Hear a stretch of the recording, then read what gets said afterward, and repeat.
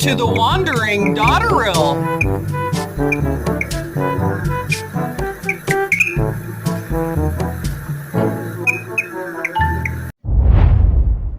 If you think about all the things you've missed out in life, or if you consider that there was an enemy that may have stolen something from you, what would be that one thing you would want back? Would it be time, money, your innocence, knowledge, wisdom? The big one for me is love. I missed out on a lot of love. My parents weren't kind to me, and it took me a long time to learn how to be kind. It took me a long time to care for people, to look them in the eye, to sit with someone and actually listen to them. That took me many years to be in the moment and to give back what I had to learn was, I wouldn't say endearing, but compassionate, being kind. One thing I can say is I definitely learned how to be a wisecrack when I was little, when I was very little. I remember one time my mom took me to have coffee. Of course, she had coffee and I had hot chocolate or milk or something. I think I was like 2 or 3 years old. And this gentleman was looking at me. He was staring at me. And I turned to him and said, "Don't you know that it's rude to stare?" And he said, "I think that you're beautiful." And I said, "I know." One of the things I remember the most was never getting any hugs. What? I never received hugs from the adults around me. In fact, I tried to hug my mom once and she said, "Don't you dare." Huh? When you learn to walk on eggshells, it starts early, especially if you're in a rigid military family. People walk on eggshells constantly for fear they're going to tick someone off. They're going to make them mad. And they're going to go haywire. And maybe that's a misconception. Not all military individuals are jerks. But someone that's been through a lot, they just tend to be very stoic, very quiet. And you don't want to change that environment from quiet to traumatic in a matter of seconds, especially if you do something wrong, for fear that you might get your finger twisted or your ear twisted. What? Or get sent to your room where you have nothing. When I was little, I learned to be hyper vigilant, which is a big word. I learned to be quiet and observe everyone because I was having so much post-traumatic stress that I was already shut down. And then I started to pick up on everything. I heard everyone's stories. I knew things I shouldn't because I listened to my parents talk about other people. And I learned a lot by doing that, which has caused me a lot of other trauma in my life as a bystander, not knowing what I was listening to or hearing until I was older. And then I put 2 and 2 together. And I've actually run into a lot of problems because of that. They say that making jokes about trauma is not funny. What? But I think we need to take it into perspective. If I'm the one that was traumatized, how come I can't joke about my own trauma? When I was little and my dad would bust through the door and scream at my mom, and I would throw myself down on the floor and bite him in the ankles and say, "I teched you, mommy." That's actually pretty funny because I was like a vicious little dog ready to protect my mom. And I didn't really know what was going on. But the one time I did that, my dad shook me. He shook me on his leg and I stuck. And I was biting and growling just like a dog. I went to school with a kid named Dorcas. Dorcas, if you're listening and you're out there and you made it, I hope you pulled through. Anyway, Dorcas jumped up on the tables at the school and danced around and told the teacher that she wasn't his mommy. What? It may sound funny, but he made her cry.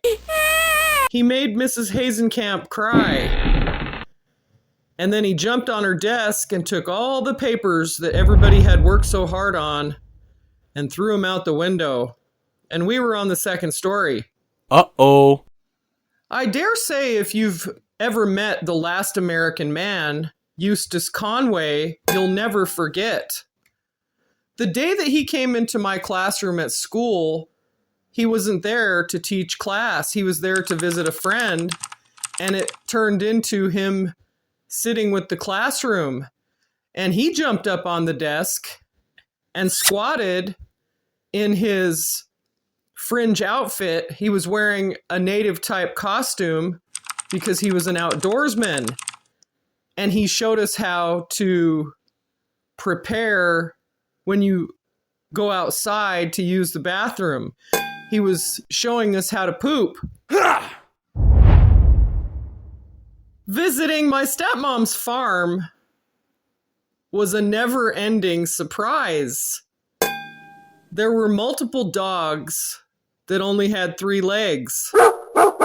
There was constant butchering of animals. There were geese that would peck your eyes out.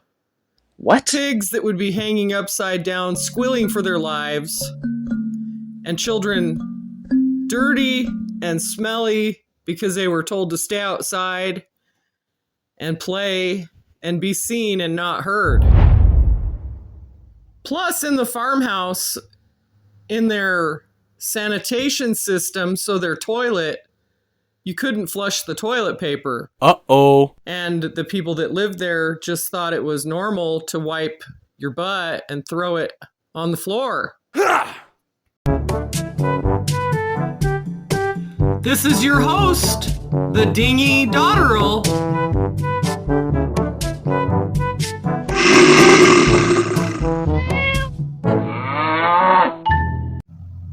When the manager at the Burger King refused to tell my coworker that they had a cockroach on their head.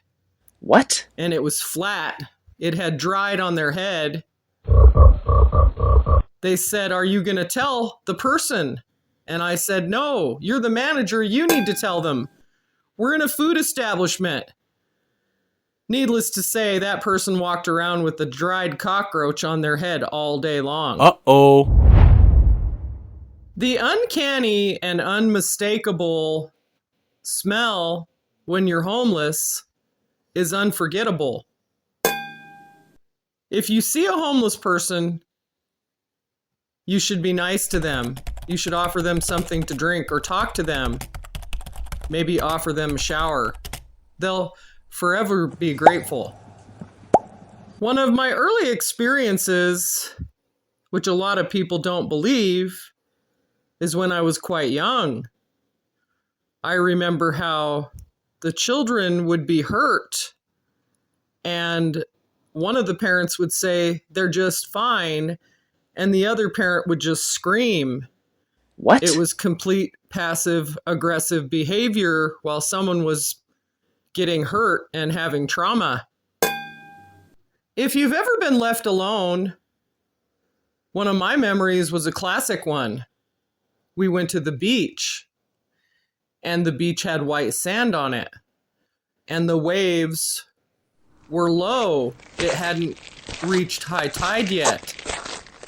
But I was unattended, and I was a kid, and I walked on the sandbars at least a mile out into the ocean and never even knew about my safety or the danger of sharks. Uh-oh. I was just allowing myself to be hit by the waves and slammed into the swell and almost drowning and standing up and walking back out onto the sandbar. And no one ever even paid attention to me. Some of you might think that me sharing my personal stories in this way is ludicrous, What? that making fun of my own trauma in my life is a bad idea. But I think in a different way. For many years, I struggled with depression and suicidal ideation, Uh-oh. addiction, being silent and not talking about what happened, therefore giving others the power over me to continue to be silent. So I say, on the contrary, if I make fun or jest about my own life, about my own trauma, and about things that went wrong with me as a child, I hope it will empower others to change their mind about their state in life. You don't have to stay stuck. Believe me when I say I had to change my outlook on my own life. I had to change the direction I was going in. I was out of control, and my addictions were about to get the best of me. I was allowing things in my life that did not belong, the ideas of others, and allowing things that should not have been there to control me. And so I've had to make some drastic changes, as well as staying clean and sober and thinking in the right way about the toxicity of my life and growing up around narcissistic people and trying to make light of it and not be so salty. I happen to think that sharing stories on a public platform help people overcome. In fact, I've written 20 books on my experiences and put them into small short stories, which are in rhyme to help young people and to help adults kind of laugh about the trauma so that they can get over their own difficulties and their own situations in a way that helps them grow and learn.